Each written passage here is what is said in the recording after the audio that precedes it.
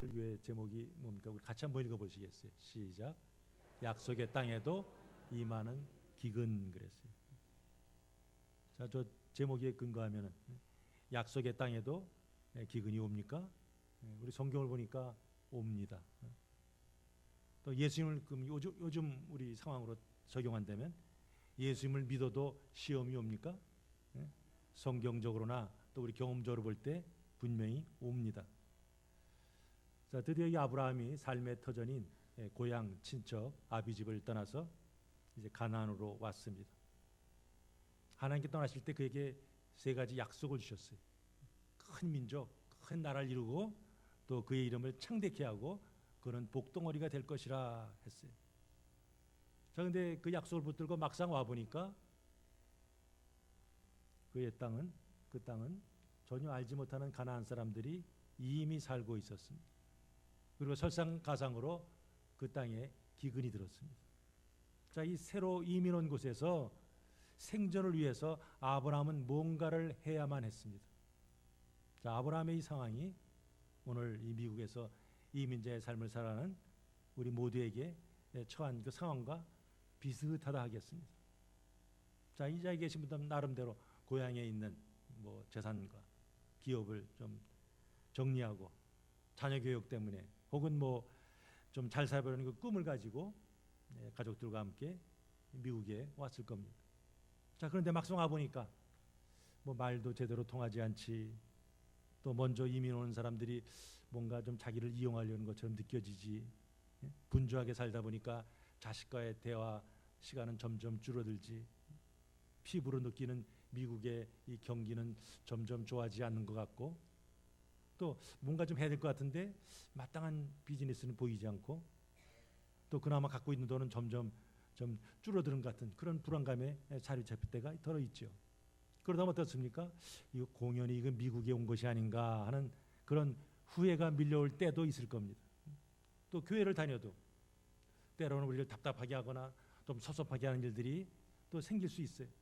그러면 신앙생활에 회의를 가지게 됩니다. 안 보고 안 오고 다른 곳에 간다고 문제가 해결되지 않습니다. 뭔가 근본적인 문제가 해결되지 않으면 악순환은 계속됩니다. 자, 그러나 낙심하지 말기 바랍니다. 바로 하나님의 사람들의 시련 속에는 하나님의 특별한 계획이 있습니다. 그것을 우리는 이 성경을 통해서 봅니다.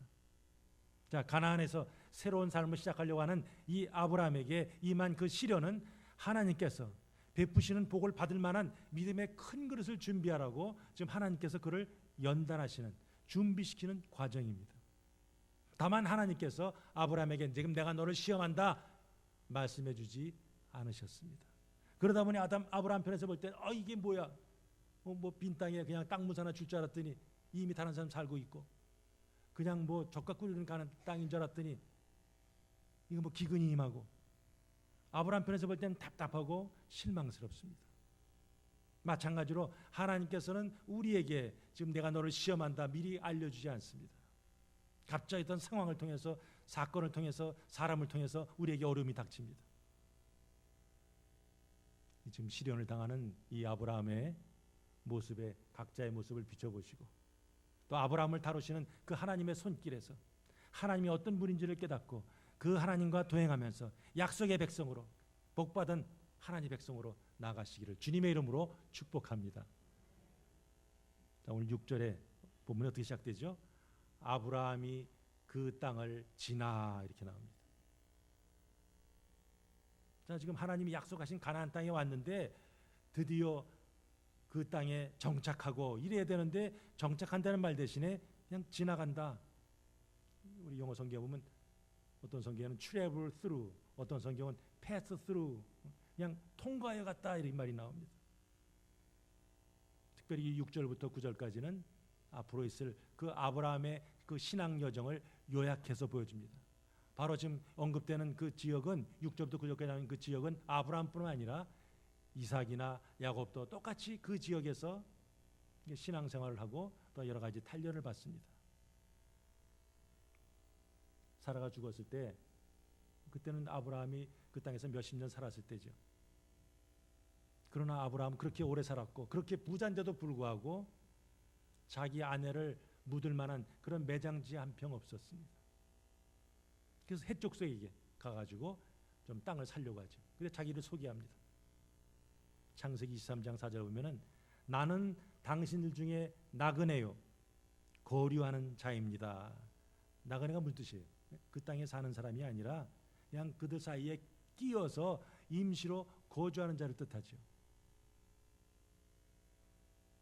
우리 히브리서 11장 15절 16절에 보면은 바로 아브라함이나 이삭이나 그 야곱의 그 마음의 자세를 설명하고 있습니다. 그들이 나온 바 본향을 생각하였더라면 돌아갈 기회가 있었으리니와 그들이 이제는 더 나은 본향을 사모하니 곧 하늘에 있는 것이라. 그러니까 아브라함이 바라본 장차 이 목적지는 어디냐? 아브라함이 바라본 본향은 사실은 가나안 땅이 아니었어요. 자기가 태어난 갈대아 우르도 아니고 자기가 방금 떠나온 하란도 아니었어요. 이 땅에서는 결코 완성되지 않을 더 나은 본향, 하늘에 있는 본향을 바라봤다. 히브리서 기자는 말씀하고 있습니다. 그러니까 아브라함이 비록 하나님이 약속한 가나안 땅에 왔지만 이곳은 내가 영원히 거할 정착지가 아니라 그냥 지나가는 곳이라 하면서 그 땅을 나그네처럼 살았습니다. 마찬가지로 저와 여러분도 마찬가지죠. 예수 그리스도를 믿는 저와 여러분들도 이 땅의 삶이 전부가 아니다. 이 땅이 아무리 좋다 할지라도 이것은 결코 우리가 영원히 머무를 정착지가 아니라 우리가 갈 곳은 어디예요? 새하늘과 새 땅이죠. 그것을 바라봐야죠. 그것을 오늘 아브라함이 지금 이렇게 맛보기로 조금 보여주는 거죠. 우리 한번 지도를 한번 보겠습니다. 특별히 구약은 지명과 관련돼서 그냥 보지 않으면 그냥 추상적인 얘기가 되고 맙니다. 자, 먼저 아브라함이 태어난 곳이 어디죠? 갈대아 우르죠. 갈대아 지방에 있는 우르라는 동네. 갈대아에 있는 우르라는 동네에서 태어났어요. 거기서 하나님께 나타나셔서 야 아브라함아, 넌 내가 지시하는 땅으로 가라 그랬어요. 그러나 그때는 아브라함이 아버지와 같이 있었으니까 자기 마음대로 행동하지는 못하죠. 근데 하여튼 무슨 정건지 그 아버지가 야 우리 저 가나안으로 가자 하면서 이제 식구들을 데리고 갑니다. 그래서 이 파란 라인이 바로 식구들이 가는 길이죠. 쭉 올라가서 유프라테스 강을 지나서 요즘의 시리아 쪽에 있는 하란에 혹은 우리 야곱 때는 바단 아람 이렇게 부르죠. 그 하란 지역에 와서 머뭅니다. 근데 아버지는 분명히 가나안에 가자 하고 떠났는데 가지 않습니다. 저곳에서 계속 머뭅니다. 하나님은 당신의 뜻을 이루기 위해서 하란을 이제 그 데라 아버지 데라를 데려가시죠. 그리고 아버지가 죽자마자 바로 하나님께 두 번째로 나타나셨어요. 다시 한번 그에게 가라 명령하시죠. 그래서 이제 아브라함이 자기의 식구들을 데리고 하란에서 또 쭉 이 북쪽에서부터 내려와서 바로 여기 다메섹을 지나서 이쪽에 팔레스타인 지방이 맨 윗동네가 이름이 뭐예요? 갈릴리죠. 그래서 갈릴리를 지나서 갈릴리는 어떤 곳이에요? 아주 물이 많고 농사가 잘 되는 곳입니다. 이야 여기 좋네. 여기서 농사 지으면 좋겠다. 그러나 갈릴리는 그냥 바로 지나가 버리죠. 지나가고 계속해서 내려와서 어디까지 와요? 바로 여기 세겜이라는 곳. 여기 보면 하나님께서 나타나신 곳에 제단을 쌓음 그랬어요. 이 길라 지방인 여기 세겜이죠. 세겜이라는 곳에 그 모래 상수리 나무 그 지역에 이제 도착을 하게 됩니다. 자, 이 상수리 나무 우리가 구약에서 상수리 나무 할 때는 그냥 산에 있는 나무인가 보다 이것이 아니라 특별한 의미가 있어요. 바로 가나안 사람들, 그 가나안 사람들이 섬기는 종교의 그 문란한 종교 의식과 관련이 되어 있습니다. 성수리 나무에서 우상에게 제사 드리고 그다음에 뭐 합니까? 거기 섬기는 여자 사제들과 더불어 예배 온 자들이 같이 음행을 합니다. 그러니까 하나님께서 이 우상 숭배의 음행 이것을 하나로 묶어서 그들을 다 배척하게 했죠. 우리 호세아 4장 12절에도 보니까 내 백성이 나무에게 묻고 그 막대기는 그들에게 고하나니 이는 그들이 음란한 마음에 미혹되어 하나님을 버리고 음행하였음이라. 상수리 나무에서 물어요. 나무님 우리 앞으로 이러고 하려고 그러는데 이 비즈니스 하려는데 할까요 말까요? 앞으로 운명이 어떻게 되겠습니까? 하면서 나무에게 물었더라 그러는 거죠. 그리고 그 나무 밑에서 음행한 거죠. 그러니까 아브라함이 도착했을 때 바로 그 상수리 나무가 있었으니까 이미 그때에도 가나안 사람들이 그런 우상을 섬기고 있었다 하는 것을 우리가 미루어 짐작할 수 있습니다. 나중에 바로 그 장소에서 창세기 35장에 보니까 야곱이 세겜에서 그냥 이렇게 계속 머물러 있으니까 그에게 야 야곱아 너 세겜을 떠나서 베델로 올라가라 명령을 합니다. 그러니까 야곱이 이제 식구들에게 말하죠. 우리가 일어나 베델로 올라가자. 내 환난 날에 내게 응답하시며 내가 가는 곳에서 나와 함께 하신 하나님께 내가 거기서 제단을 쌓으려 하노라. 그런데 가기는 가되 너희들에게 있는 모든 우상들 다 제거하라. 그래서 이방 신상들 그리고 귀걸이 단순히 장식품으로 귀걸이가 아니라 움직이는 우상 단지들이죠. 그래서 이것들을 다 걷어가지고 세겜 근처에 있는 상수리 나무 밑에다가 묻었더라. 히브리어에 보면 그 상수리 정관사가 붙어 있어요. 바로 아브라함이 있던 그 상수리, 바로 그 상수리 나무에서 바로 야곱은 그 모든 우상 단지를 묻어버리고 이제 베델로 내려갑니다. 자, 하나님께서 분명히 가나안 땅 주신다고 그랬어요. 근데 와 보니까 빈 땅이 아니라 이미 가나안 사람들이 살고 있었죠. 그리고 그 땅에서 하나님께서 또 무슨 말씀하시죠? 이 땅을 내 자손에게 주리라 하셨어요. 자, 그러면 그가 이민 왔을 때 아브라함에게 자손이 몇 명 있었어요? 한 사람도 없었죠.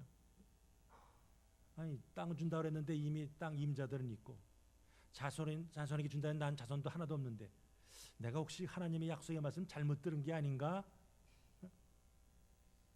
할 정도로 하나님의 약속이 아마 아브라함에게는 공허하게 들렸을 거예요. 그렇지만 아브라함은 뭐 했습니까? 마치 노아가 방주에서 나왔을 때 단을 쌓았던 것처럼 그는 그곳에서 제단을 쌓았습니다. 그리고 나서 이제 더 이동하죠. 그 지도를 보면은 바로 세겜에서 그 아래 동네로 내려가면은 뭐가 있어요? 베델 있죠, 베델. 그러니까 세겜에서 더 아래로 내려갑니다. 여기는 좀 조금 평지고 농사질 수 없고 가면 갈수록 뭐예요? 산지죠. 산지에 더 내려가면 여기는 이제 광야가 됩니다. 그러니까 갈수록 뭐예요? 험해지는 대로 지금 가고 있는 거예요. 근데 거기 옮겨서 거기도 제단을 쌓고 여호와 이름을 부르면서 예배를 드렸습니다. 자, 그러면서 오늘 9절에 보니까 점점 남방으로 옮겨가더라. 남방은 번역이 남방어니까 남쪽 지방인가 그렇게 생각하기 쉬운데 사실은 남방 이게 네게부를 가리킵니다. 여기 지도에 나오죠, 네게부. 네게부. 그러니까 더 베델에서 지나서 예루살렘 밑으로 더 지나서 네게부 남쪽까지 거기에 대표적인 동네가 뭐가 있어요? 헤브론, 부엘셰바. 이 주로 아브라함 혹은 유다 지파가 거하는 곳이죠. 거기까지 쭉 내려가는 거예요.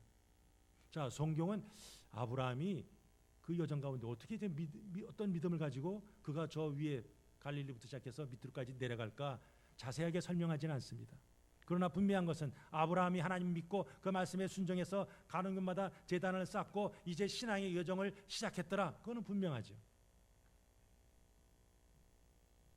자, 근데 아브라함이 왜 가나안에 왔습니까? 요즘 이민자들처럼 한국에 살기 어려운데 호주로 갈까? 캐나다라고 할까? 미국으로 갈까? 하면서 뭐 자료를 수집하고 애들 교육 환경에 좋은 곳이 어떤 곳인가 비검토하고 그래 뭐 어디로 가자 이렇게 선택한 것이 아니에요. 그냥 하나님께서 내가 보여줄 땅으로 가라 하니까 그냥 간 거죠. 근데 왔는데 하나님 말씀 듣고 왔는데 그 땅에 뭐가 들었다고요? 기근이 들었어요. 우리가 신앙생활을 이제 한번 제대로 해볼까? 주님께 한번 헌신해볼까? 다짐한다고 해서 갑자기 모든 일이 순탄하게 풀리고 먹고 사는 문제 뭐 걱정이 없어지고 자기 생각대로 다 이루어지진 않죠. 믿음이 있어도 IMF 사태 당하는 거예요. 믿음이 있어도 직장에서 뭐 레이프 당할 수도 있어요. 믿음이 있어도 가정에 어려움이 생길 수 있고 육신의 질병이 걸릴 수도 있어요. 그럴 때 우리 신앙의 회의가 생기죠. 그러면 안 되겠네. 내가 뭔가 해봐야겠다. 자신의 힘으로 뭔가 해보려고 하는 그런 유혹을 받게 됩니다. 자, 우리가 오늘 이 본문을 읽으면서 이거 어떻게 이 하나님의 약속을 이렇게 받고선 가나안을 떠나서 아브라함이 애굽으로 내려갈 수 있을까? 나 같으면 안 내려가고 끝까지 지킬 텐데 끝까지 하나님 말씀 붙들 텐데 라고 생각하는 분들이 혹 있을지 모르겠습니다. 그러나 남의 일같이 여겨진 일들이 막상 내 일이 되면 어떻게 됐습니까? 여전히 믿음을 쫓아 행동하는 것이 사실은 쉽지 않아요. 눈앞에 어려움이 닥칠 때는 우선 살 길부터 찾는 것이 우리의 모습 아닙니까? 내가 살아야 뭐 하나님 뭐 믿는 것도 있고, 내가 잘 돼야 뭐 교회도 있고, 내가 먹고 사는 문제가 먼저 해결돼야 뭐 하나님의 나라와 의도 뭐 나중에 구하고, 이렇게 생각하는 사람들이 적지 않습니다. 그런 마음을 살다 보면 어떻게 됩니까? 신앙생활은 점점 뒷전이죠. 시간이 있으면 한번 나와볼까? 그러나 자기 플랜대로 움직이게 돼 있어요. 이런 상황에서 아브라함은 좀 어떻게 합니까? 믿음의 지금 초년병이죠. 하나님 지금 가나안 땅에 기근이 왔습니다. 뭐 먹고 삽니까? 하나님 도와주세요 하면서 아브라함이 부르짖었거나 혹은 하나님의 인도하심을 구했다는 말은 없어요. 기근의 문제를 스스로 해결하려고 합니다. 75년 살아온 그 자기의 어떤 인생의 어떤 지혜, 경험을 총동원해서 아브라함이 찾은 해결책이 뭡니까? 애굽으로 가자. 여기는 먹고 살기 힘드니까 저 물이 많고 양식 있는 그 애굽으로 가자 하면서 하나님께 묻지도 않고 가족들을 이끌고 가나안을 떠나서 애굽으로 갑니다. 자, 그러면 애굽으로 가면 문제 해결됩니까? 그의 해결책은 생각지도 않은 또 다른 문제를 계속해서 일으킵니다. 자, 이제 애굽으로 이제 내려가죠. 근데 갑자기 아브라함에게 또 불안한 생각이 하나 딱 올라왔어요. 뭐 때문에요? 사라의 아름다운 외모 때문에. 당시에는 사람들이 아름다운 아내를 둔 남자를 보면 어떻게 합니까?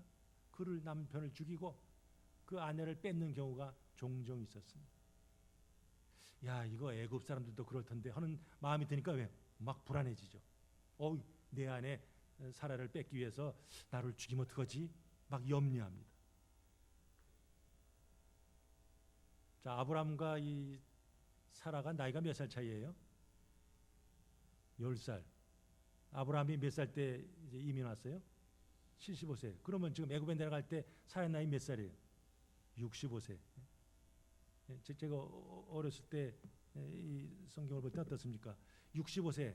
제가 어렸을 때 가진 65세 여인의 이미지가 어때요? 좀 쪼글쪼글한 할머니. 그런 이미지가 강했어요. 그래서 65세 할머니가 뭐가 아름답다고.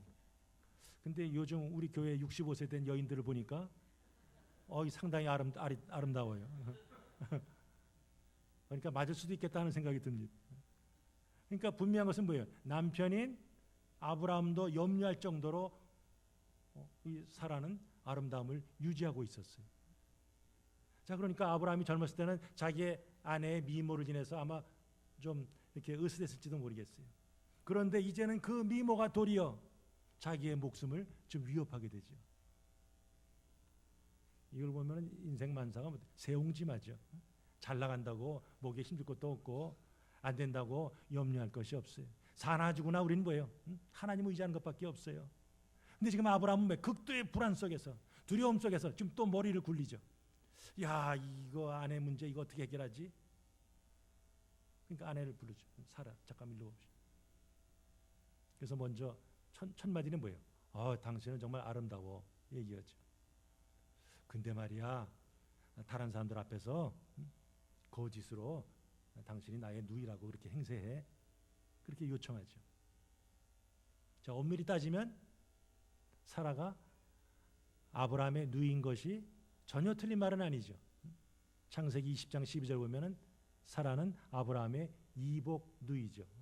엄마는 틀리지만 아버지는 같은 이런 거죠. 그러니까 인구가 희소하던 그 당시에는 뭐 근친 사회를 이룬 것이 전혀 문제가 되지 않았습니다. 그러나 아브라함은 이제 결혼을 했는데도 불구하고 여전히 사라를 아내라 하지 않고 누이라 한다면 그건 잘못된 거죠. 우리가 12장부터 나오는 이 아브라함의 스토리를 쭉 보면은 우리는 결론적으로 히브리서에 나오는 그런 아브라함, 창세기 22장에 나오는 아브라함만 생각하니까 아브라함 믿음의 사람 그렇게 생각하지만 그 아브라함이 아브라함 되기까지 이 중간의 과정 보면 어떻습니까? 자기 아내를 이용해서 자기 목숨을 구하려고 하는 그런 어떤 치사한 그런 모습도 보여주고 있어요. 오늘 여기 나온 아브라함의 모습은 하나님을 제대로 의지하지 않는 그런 불신앙적인 모습을 보여줍니다. 그리고 자기 유익만을 구하려고 하는 그런 이기적인 모습도 보여주고 있습니다. 자, 어쨌든 아브라함이 드디어 애굽에 도착합니다. 아브라함이 예상했던 대로 애굽 사람들이 사라를 딱 봅니다. 이야, 아름답구나. 까무잡잡한 피부를 가진 애굽 사람들의 눈에, 그래도 자기들보다 좀 하얀 피부를 가진 셈족 여인 사라가 나타났으니까 어이구 많은 이 애굽 남자들의 마음이 막 설레기 시작합니다. 야, 어떤 여인이 왔다에 막 사라의 소문이 빠르게 퍼집니다. 그러니까 바로의 고관들도 보죠. 누군데? 어이, 사라 정말 예쁜데 감탄을 합니다. 그랬더니 그 소문이 누구까지 들어가요? 바로의 귀까지 들어갑니다. 그러니까 이제 또 이런 소문이 듣자 한데 어떤 일인고, 뭐 그러니까 또 신하들이 또 바로 앞에 얘기하겠죠. 예, 전하, 아름답게 생긴 외국 여자 하나가 그의 오빠와 함께 이 애굽에 내려왔나이다. 그러니까 바로야 뭐 전에 하던 대로 예쁜 여자 있다니까 데려와라 해가지고 뭐예요? 졸지의 사례를 자기의 궁으로 이끌어들이죠. 이 바로는 얼마나 기분이 좋은지, 드디어 또 예쁜 여자 하나 얻었구나 해가지고 오빠라고 생각하는 그 아브라함을 아주 후대하죠. 신부 대금으로 혹은 지창금으로 뭐 양, 소, 노비, 염소, 염소가 아니라 나귀, 약대 이런 것들 많은 것을 막 선물로 줍니다. 자, 이 바로를 속인 대가로 많은 재물을 얻었어요. 그럼 아브라함이 기쁘겠습니까? 그 재물보다는 졸지에 살아나는 빼앗긴 그것 때문에 얼마나 황당했을 거예요. 이럴 줄 알았다면 애굽으로 오지 않았을 텐데 후회해봤자 이미 엎질러진 물이 되었어요. 아무리 자기 머리를 굴려도 저 바로에게 끌려간 저 사라를 다시 데려오는 것은 불가능하게 여겨졌을 거예요. 자, 하나님이 아브라함을 부르신 것은 특별한 뜻이 있으신 거죠. 근데 아브라함은 그것은 아직까지 몰랐어요. 그러니까 그냥 가나안의 흉년이 되니까 그냥 그것을 피해서 애굽으로 내려왔어요. 근데 자기 아내 때문에 자기가 죽을지 못하는 그 두려움 때문에 지금 거짓말을 했어요. 거짓말하다 보니까 아내를 뺏겼어요. 자, 첫 단추를 잘못 깨니까 그 다음부터 뭐예요? 계속 일들이 뒤틀리죠. 아브라함은 끝까지 하나님을 의지하고 하나님의 때를 기다렸어야 되는데 그러질 못했어요. 조급한 마음에 인간적인 방법을 쓰려다 보니까 더 지금 꼬이는 거죠. 하나님 믿는 사람이 하나님을 의지하지 않고 이렇게 인간적인 수단 방법을 써서 문제 해결할 때 자기도 낭패를 보고 또 다른 사람들에게도 피해를 끼치게 돼 있어요. 지금 하나님은 아브라함에게 너에게 큰 나라 이루게 하겠다 약속하셨어요. 근데 이 사라가 지금 남의 아내가 되었으니 이 약속은 이제 물 건너갔네 생각할 수밖에 없는 그런 상황이 됐죠. 그러나 우리가 성경을 보면 내 힘으로는 할 수 없습니다. 나는 이제 아무것도 아닙니다. 자기의 부족과 한계를 인정할 때가 사실은 하나님이 이제 일하기 시작할 때죠. 하나님은 아브라함의 모든 그 여정을 다 지금 지켜보시는 거예요. 어떻게 하나, 어떻게 사고치나 지금 다 보고 계시죠. 그러다 결정적인 순간에 이제 개입하시는 거예요. 하나님이 개입하신 것이 단순히 빼앗긴 사라를 데려오기 위함이 아니에요. 인류 역사는 지난 시간에 말씀드렸지 하나님의 구원 역사입니다. 아브라함과 그의 후손을 통해서 복받은 자의 모습을 보여주고 그 모습을 본 다른 열방들이 이야 하나님 믿으면 저렇게 복받는구나 우리도 하나님 믿자. 그것이 하나님의 계획이죠. 그래서 아브라함의 후손을 통해서 궁극적으로 누가 내려와요? 예수 그리스도. 예수 그리스도 통해서 구원이 온전히 이루어지죠. 지금 아브라함은 그래서 이제 믿음의 조상이 되는 거예요.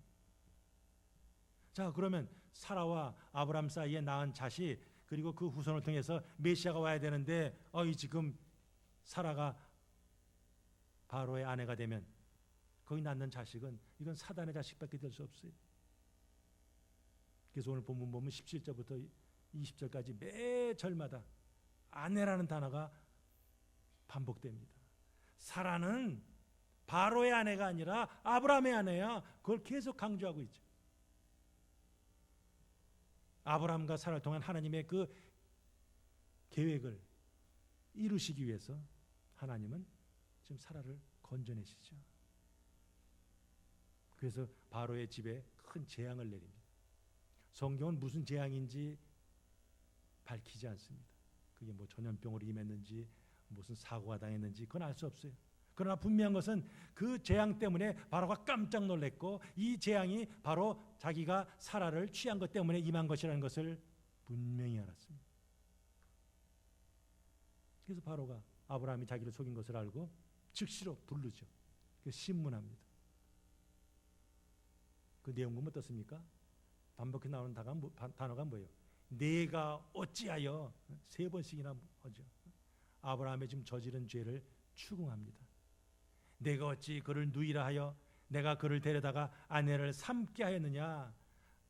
바로는 사라를 분명히 자기 아내로 삼으려는 이런 의도가 있는 것을 그의 말을 통해서 보죠. 자, 지금 그냥 3번씩이나 어찌했느냐, 왜 어찌하여 했느냐 물어보죠. 거기서 아브라함이 뭐라고 대답해요? 성경에는 아브라함이 뭐라고 대답했는지 나와 있지 않죠. 사실 아브라함은 뭐 입이 10개라도 뭐 할 말이 없는 그런 상황이에요. 오히려 그의 침묵은 아브라함이 자기의 죄를 인정하고 있다는 것을 보여주죠. 아브라함은 당시 중근동 지방의 아주 최강대국 그 왕을 속였어요. 그 왕을 속인 죄의 대가가 뭡니까? 이건 사형이죠. 능지처참이죠. 그러나 하나님이 간섭하시니까 바로는 아브라함 뭐 털끝 하나 건드리지 못하죠. 인간적인 방법을 사용한 아브라함이 지금 하나님을 모르는 바로에게 책망을 듣습니다. 사실은 하나님께서 바로의 입을 통해서 뭐예요? 지금 아브라함을 책망하시는 거죠. 성도가 성도답게 교회가 교회답게 행동하지 못하면 세상 사람들의 입을 통해서 하나님은 우리를 책망하십니다. 지금 그게 한국교회에서 일어나고 있잖아요. 바로가 신문을 끝내고 신하들에게 명령하죠. 저 아브라함과 그의 아내, 그에 속한 모든 것 다 내보내라 이렇게 얘기합니다. 그래서 보니까 보내었더라 그렇게 나오죠. 자, 보냈다. 20절 맨 끝에 보면 보냈더라 이런 말이 나옵니다. 그 같은 단어가 어디서 쓰냐면은 창세기 3장 23절에서 아담과 하와가 에덴 동산에서 추방당할 때 바로 그 단어를 쓰고 있습니다. 또 출애굽기 6장 1절에서 바로의 압제에서 이제 이스라엘 백성들이 나올 때 그때 보면 이제 내가 바로에게 하는 일을 내가 보리라. 강한 손으로 말미암아 바로가 그를 보내리라. 강한 손으로 말미암아 바로가 그들을 그 땅에서 쫓아내리라. 바로 쫓아낸다. 그 말이 오늘 여기 나오는 보내었더라. 같은 단어를 쓰고 있습니다. 자, 이래서 어쨌든 사라가 풀려났어요. 자, 사라와 함께 애굽을 빠져나올 때 그 아브라함의 심정이 어떻겠어요? 하나님을 온전히 의지하지 못한 것, 하나님의 때를 기다리지 못하고 성급하게 행동한 것을 인해서 뭐 당연히 부끄러웠겠죠. 아내를 볼 때 어떻겠습니까? 잠깐이지만 뺏겼었어요. 아내에게 미안했겠죠. 그럼 사라는 어떨까요? 남편과 공모했다가 잠깐이지만 바로의 궁에 끌려갔다가 돌아온 그 사라의 심정이 어떨까요? 아마 수치감이 이 사라를 괴롭혔겠죠. 자, 오늘 이 본문은 지금부터 몇 년 전에 일어난 사건이에요? 4,000년. 4,000년 전에 아브라함이 저질렀던 그 사건이 지금 여기에 성경에 기록되어 있어요. 그래서 이 아침에 저희들이 이 지금 내용을 보고 있어요. 그 아브라함의 부끄러운 모습을 지금 우리 같이 지금 나누고 있어요. 그렇던 얘기는 우리가 행한 삶의 모든 내용들, 말이나 행동이나 생각이 뭐예요? 지금도 기록되고 있다는 거예요. 지금도 하나님께서는 다 기억하고 계시다는 거예요. 그것을 가지고 마지막 때 우리가 주님 앞에 설 때가 있습니다. 바로 아브라함의 모습이 우리의 모습이에요. 아브라함의 부족함에도 불구하고 여전히 그를 사랑하시고 인도하신 하나님의 그 모습이 얼마나 우리에게 위로가 되는지 알 수 없습니다. 아브라함은 하나님 말씀에 불순종해서 애굽으로 내려갔어요. 그랬더니 하나님께서 따라 내려가신 거예요. 그래서 그의 모습을 보시고 결정적인 순간에 딱 나타나셔서 그를 건져주셨습니다. 하나님께는 자기를 의지하는 자들이 넘어지거나 실족할 때 건지십니다. 어떠한 환난과 핍박 속에서도 그들을 생명 속에 쏴주십니다. 하나님이 택한 자는 끝까지 책임지셔요. 이게 바로 신실하신 하나님, 헤세드의 하나님이죠. 아브라함은 이 사건을 통해서 야, 하나님의 지시 없이는 결코 이 약속의 땅 가나안을 떠나서는 안 되겠구나 하는 것을 배웠겠죠. 하나님을 떠나서는 안 되겠구나 하는 교훈을 배웠겠죠. 믿음을 떠나서는 안 되겠구나 하는 그런 교훈을 아주 값비싼 대가를 치르고 배웠어요. 아브라함이 이 모든 시련을 마치고 가나안 땅에 들어왔을 때 그가 한 행동이 뭡니까? 바로 베델과 아이 사이에 그가 처음으로 단을 쌓았던 그곳에 와서 하나님께 다시 예배를 드립니다. 고난이 왔을 때 그는 하나님을 찾지 않았어요. 부르지 않았어요. 애굽에서도 하나님 찾지 않았어요. 실컷 얻어맞고 수모를 당하고 실패와 좌절을 경험한 후에 탕자와 같이 가나안 땅에 들어왔을 때 비로소 자기를 인도한 분, 그분을 바라보면서 그는 하나님께 예배를 드렸어요. 감사의 예배를 드렸어요. 이것이 오늘 본문의 스토리입니다. 사랑하는 성도 여러분, 우리가 예수 믿는다고 모든 문제가 저절로 해결되지 않습니다. 아브라함이 가나안 땅에 들어왔을 때 사실은 그는 영적으로 볼 때는 어린아이였어요. 초등학생이었어요. 초등학생. 그러면 세상은 초등학생이라고 봐줍니까?